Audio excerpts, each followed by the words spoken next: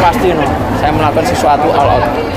Putra bungsu Presiden Joko Widodo Kaisang Pangarep mengaku serius terjun ke dunia politik. Sejumlah partai menyatakan siap meminang Kaisang untuk maju di Pilkada 2024. Mario Dandi dan Shane Lucas menjalani sidang perdana atas kasus penganiayaan David Ozora.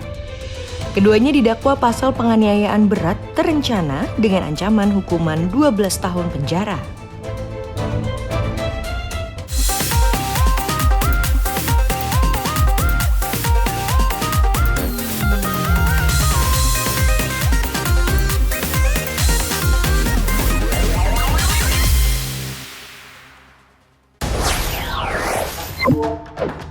Lu kok nggak mau jadi pejabat? Nggak mau ke pemerintahan? Gajinya dikit. Siapa sangka seloroh Kaisang ini kini jadi senjata makan tuan. Berbanding 180 derajat, di kesempatan lain, Kaisang malah melempar candaan soal berlatih menjadi wali kota. Untuk Nusantara hebat yang sudah memberikan saya kesempatan untuk berpidato di depan ini saya pakai untuk saya latihan untuk nanti jadi wali kota nanti.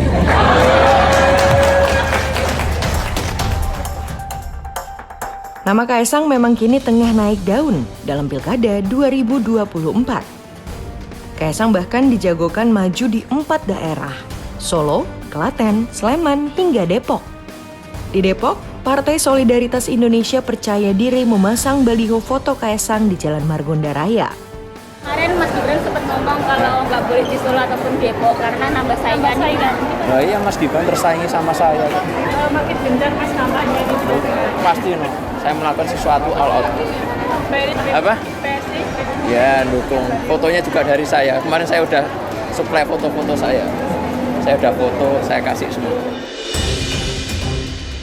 Namun ternyata Gibran justru menolak adiknya maju dalam pemilihan wali kota Depok. Gibran juga menolak Kaisang bertarung di pemilihan wali kota Solo. Sepakat. Sepakat sekali ya. Tidak usah di Depok. Kenapa? Aja berarti.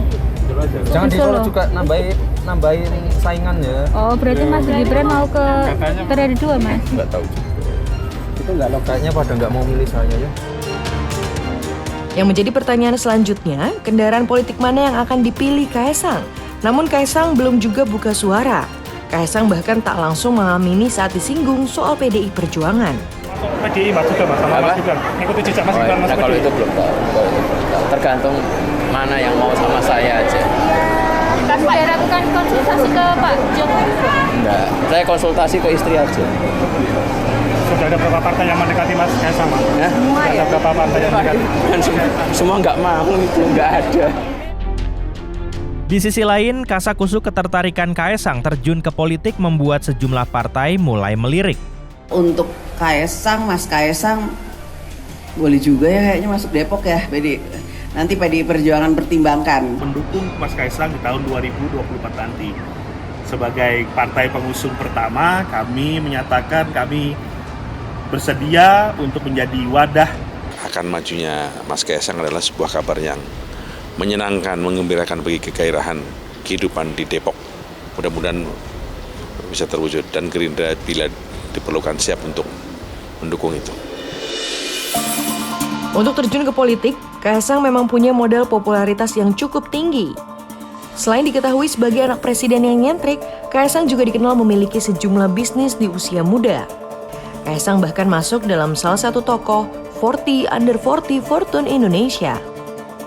Tak hanya sang pisang, di bisnis kuliner, Kaisang juga membesarkan brand minuman kopi. Bisnis makanan yang telah memiliki 56 gerai, bisnis aplikasi jual beli makanan, produk makanan dan minuman ringan. Di bidang hiburan, Kaisang juga menjual berbagai macam board game. Kaisang juga berbisnis pakaian, bisnis aplikasi investasi. Tak hanya itu, Kaisang juga mengakuisisi 8% saham pengelolaan makanan beku dan memiliki 40% saham klub sepak bola Persis Solo.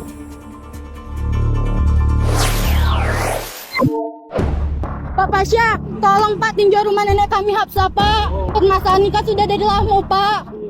Karena kebijakan Bapak rumah nenek kami kayak gitu Pak, tolonglah Pak. Seorang siswa SMP dilaporkan ke polisi usai mengkritik Pemkot Jambi.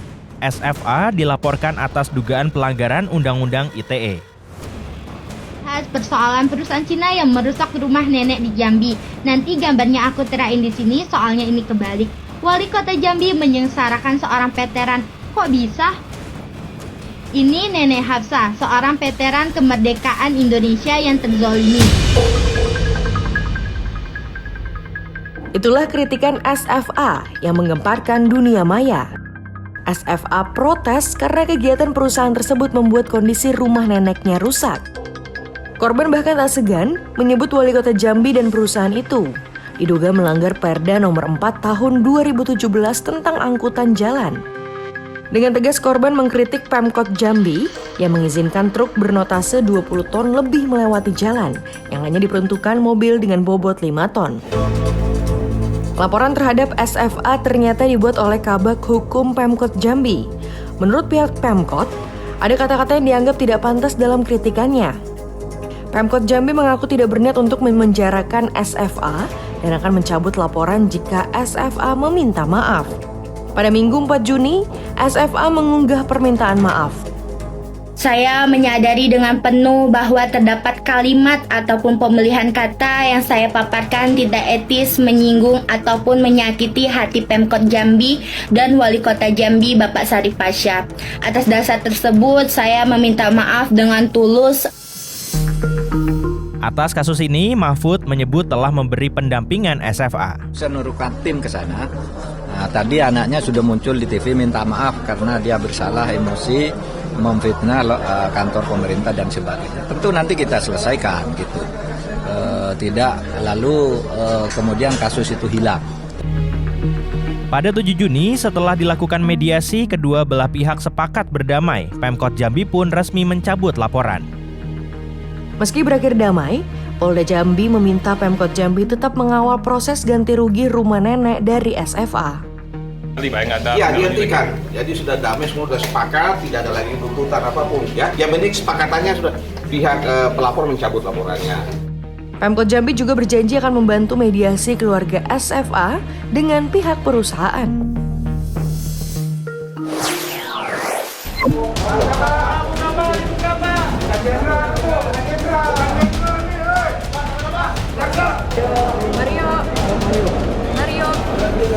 Kasus penganiayaan David Ozora yang dilakukan Mario Dandi memasuki babak baru. Mario Dandi dan Shane tiba ke Pengadilan Negeri Jakarta Selatan dengan pengawalan yang ketat.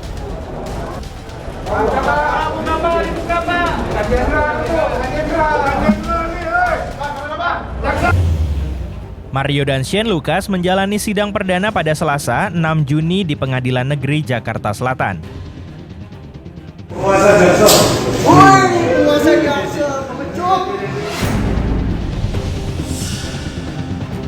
Sidang digelar secara terbuka, namun saat kekasih Mario, anak AG, menjadi saksi, sidang akan digelar tertutup.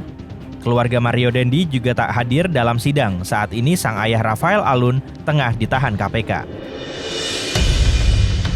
Sementara itu, dalam dakwaan untuk Shane Lucas, jaksa menyebut terdakwa ikut merencanakan penganiayaan berat. Shane juga disebut berperan sebagai perekam tindakan penganiayaan yang dilakukan oleh Mario Dandi.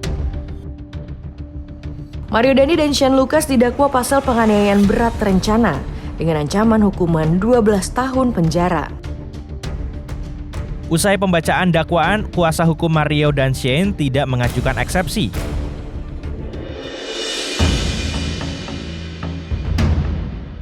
Ayah David Ozora menyampaikan hingga kini kondisi David masih belum sembuh total. David masih melakukan serangkaian pengobatan dan fisioterapi. Sementara itu, keluarga besar David Ozora menyatakan akan terus mengawal kasus ini.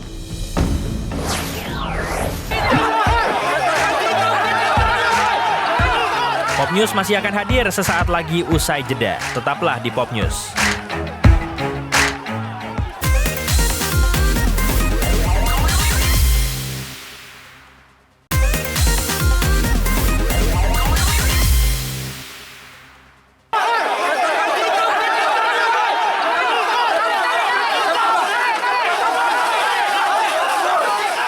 Aksi penolakan mewarnai pembongkaran rumah di lahan PT PN 2 di Desa Sampali, Kabupaten Deli Serdang, Sumatera Utara. Warga menyerang petugas dengan menggunakan batu dan kayu. Akibat kericuan ini, seorang petugas dari Satpol PP terluka. Meski ada perlawanan dari warga, pembongkaran tetap dilakukan.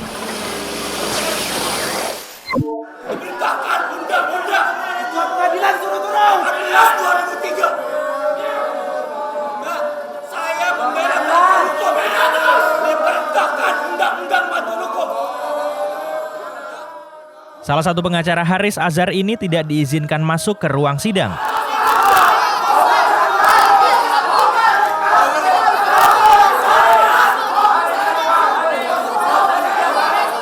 Suasana makin panas ketika aparat keamanan mengatakan bahwa jumlah pengunjung sidang dibatasi dan media televisi tidak diperbolehkan meliput jalannya sidang.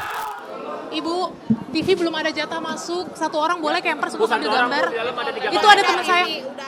Setelah melewati perdebatan yang alot, akhirnya sejumlah wartawan diizinkan masuk ke ruang sidang.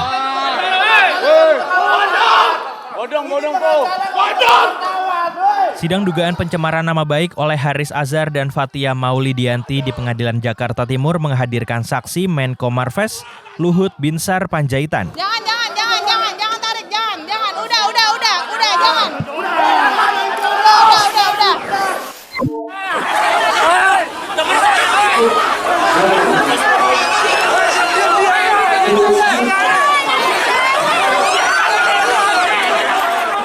Aksi dorong-dorongan juga terjadi di depan gerbang gedung Pengadilan Negeri Jakarta Timur antara massa aksi dengan petugas keamanan.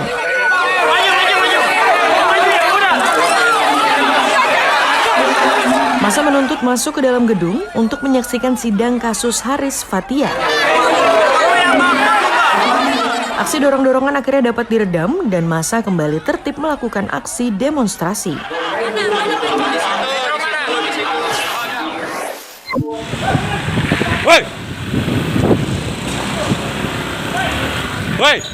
Woi, diam.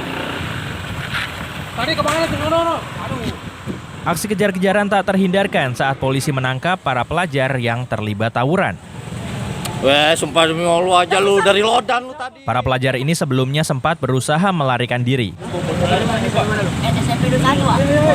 Dua pelajar berhasil diamankan warga, dari keduanya disita barang bukti senjata tajam.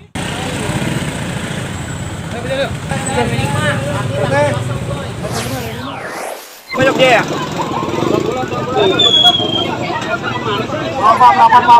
Pelajar ini terkapar di Jalan Srengseng Bawah, Jagakarsa setelah terlibat tawuran. 4520. Kamu yang nyerang tuh. Korban tidak mampu beranjak akibat mengalami luka hantaman benda tumpul. Seorang pelajar yang diduga sebagai pelaku tawuran diamankan warga, sementara beberapa warga lain turut membawa korban ke rumah sakit.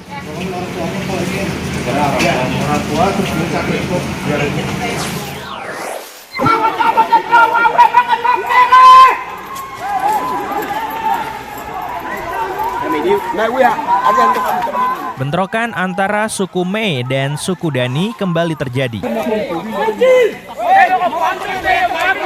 Bentrokan antar suku ini dipicu masalah pencabutan tapal batas tanah adat di Kampung Urumusu, Distrik Uwapa, Kabupaten Nabire. Akibat saling serang tersebut, 2 orang dari suku Mee meninggal dunia karena mengalami luka panah dan bacokan senjata tajam.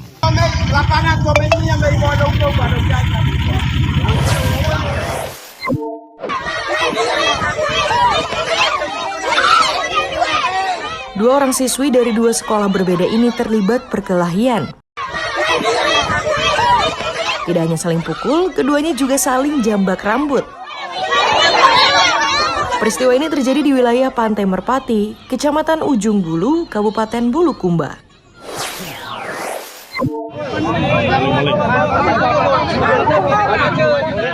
Pelaku jambret ini diamuk warga setelah kedapatan membawa kabur handphone milik seorang ibu. 2 pelaku merampas handphone di salah satu minimarket kawasan Talang Betutu. Teriakan korban membuat warga langsung mengejar para pelaku. Pengejaran berakhir setelah sepeda motor pelaku menabrak pohon. Pelaku nyaris babak belur saat ditangkap warga.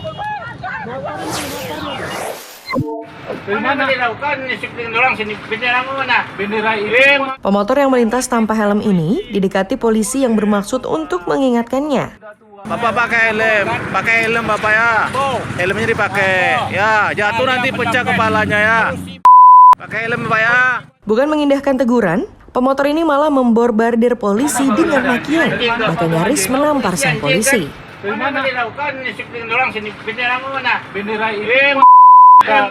Atas kejadian ini, polisi lalu membawa pemotor ini ke Polsek Lirik untuk diberi pemahaman.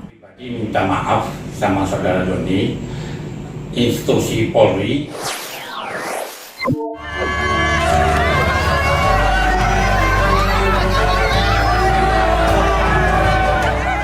Ini adalah situasi saat Presiden Joko Widodo berkunjung ke Pasar Chow Kit ditemani Perdana Menteri Malaysia. Para pedagang menyambut kedatangannya dengan histeris. Masyarakat di sekitar lokasi juga sempat menyanyikan lagu Indonesia Raya.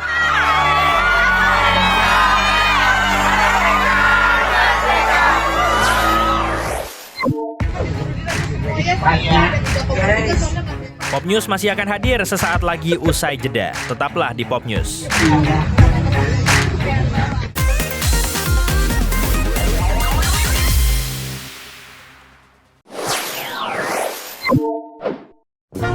Kaya kan jadi ke Mekah ba? Di Mekah.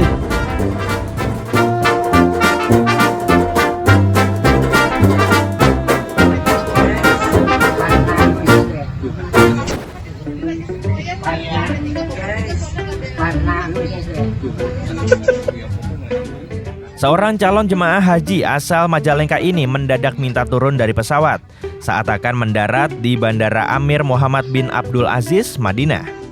Kakek bernama Juhani ini tiba-tiba meminta turun karena teringat ayam peliharaannya di rumah belum diberi makan. Seorang pramugari berusaha untuk membantu kakek Juhani. Namun, karena tidak mengerti apa yang dikatakan, sang pramugari hanya tersenyum. Aksi kakek Juhani yang ingin turun dari pesawat ini membuat seisi pesawat tertawa. Momen unik ini terekam oleh petugas haji daerah Ustadz Yuyut Aspiyudin. Menurut Ustadz Yuyut, kakek Juhani mengalami demensia atau penurunan daya ingat. Kakek Juhani bisa mudah lupa sekalipun baru saja melakukan kegiatan. Kakek Juhani merupakan calon jemaah haji kloter pertama dari Majalengka. Meskipun usianya sudah mencapai 95 tahun, ia tetap semangat melaksanakan ibadah haji. Tahun ini, jemaah haji Indonesia banyak diikuti oleh jemaah lanjut usia atau lansia. Ada sekitar 30% atau 67.000 jemaah haji usia lanjut yang akan menunaikan ibadah haji. Jumlah jemaah lansia tahun 2023 tercatat sebanyak 66.943 orang. Ini merupakan sepertiga dari total 221.000 jemaah yang akan diberangkatkan. Dari jumlah tersebut, sekelompok usia 65-74 tahun menjadi yang paling banyak, yakni 45.796 orang. Sementara untuk jemaah usia 95 tahun ke atas, tercatat ada 555 jemaah. Kisah unik dari calon jemaah haji Indonesia tahun 2023 juga banyak terjadi. Berikut informasinya. Udah ke gending itu. Mending. Ke manding ki. Ke manding, enggak salah paham. Mungkin ki. Kaya kan jadi ke Mekah ba? Di Mekah nak. Mekah kan coba ampen terakhir ke hotel ba? Kakek bernama Bunidin ini terus berjalan di sekitar kota Mekah. Ia terpisah dari rombongan usai menjalani salat Isya di Masjidil Haram. Dalam video terekam percakapan bahwa ia akan pulang ke rumahnya sendiri di Kecamatan Manding, Kabupaten Sumeneb. Terlebih kulit terakhir ke hotel lah. Meski sudah diajak pulang ke penginapan, ia tetap menolak. Kakek Bunidin lupa bahwa dirinya saat itu masih berada di Mekah. Ia mengira dirinya pulang dari masjid di kampungnya. Ketua Kloter 7 dari Kemenak Sumeneb menegaskan sang kakek akhirnya ditemukan dan berhasil dibujuk untuk kembali ke penginapan. Sempat setelah sholat Isya itu belum kembali ke kamar dan kami mencari. Alhamdulillah jam 12 saya bisa bertemu beliau juga dengan PPH Arab Saudi dan bisa menemukan beliau dan alhamdulillah beliau sehat walafiat. Ini ke Mekah beri gending. Kasa Mekah masjid kasang.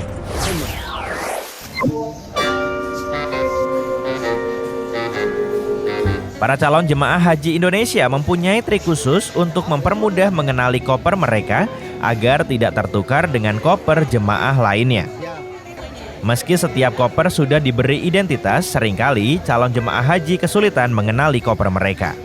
Hal ini terjadi lantaran semua koper jemaah mempunyai corak dan warna yang persis sama. Karenanya, mereka memasang aneka benda unik, mulai dari pita, boneka, foto, centong nasi, bola plastik, hingga sandal. Selain tanda unik, koper juga dilengkapi kartu nama yang diberikan barcode agar lebih mudah untuk terdeteksi. Supaya dapat dilihat, dapat dari jauh itu bahwa koper itu kita punya dan tidak susah untuk mendapatkannya. Makanya saya berikan satu tanda agar saya mempermudah mendapatkan koper tersebut.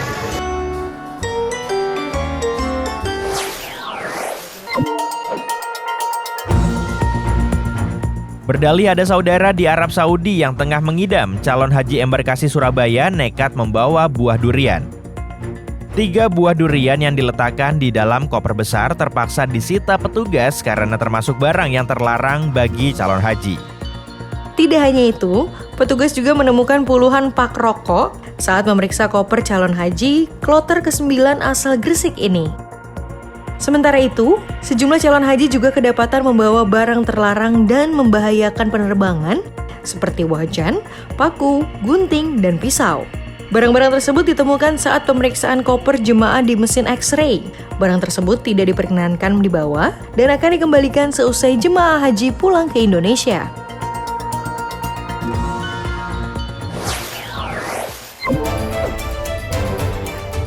Informasi ini mengakhiri Pop News hari ini. Jangan lupa tetap saksikan Pop News setiap hari Sabtu dan Minggu pukul 9:30 waktu Indonesia Barat. Tentunya hanya di Kompas TV. Terima kasih dan sampai jumpa.